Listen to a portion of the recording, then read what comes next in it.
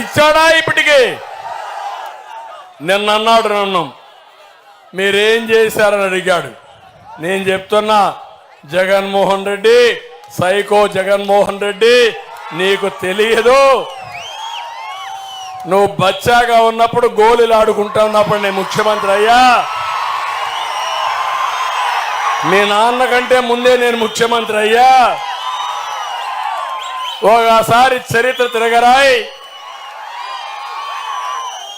సమైక్య ఆంధ్రప్రదేశ్లో కానీ ఈ రాష్ట్రంలో కానీ ఏదైనా అభివృద్ధి అయిందంటే అది తెలుగుదేశం హయాంలో అవునా కాదా అని మిమ్మల్ని అడుగుతున్నా. 14 సంవత్సరాలు ముఖ్యమంత్రిగా ఉంటే 8 సార్లు డిఎస్సీ పెట్టాను. మన నాయకుడు నందమూరి తారక రామారావు గారు 3 సార్లు పెట్టాడు. తెలుగుదేశం హయాంలో 11 సార్లు డిఎస్సీలు పెట్టాం. నేను అడుగుతున్నా, నువ్వు 5 ఏళ్ళు ఉన్నావు దిక్కుమాలోడివి,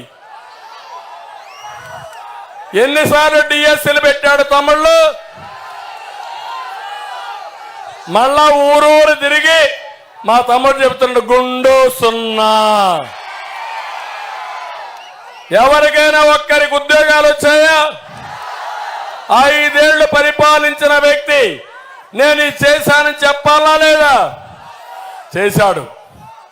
ఏం చేశాడంటే వాలంటీర్ వ్యవస్థ పెట్టి 5,000 జీతం.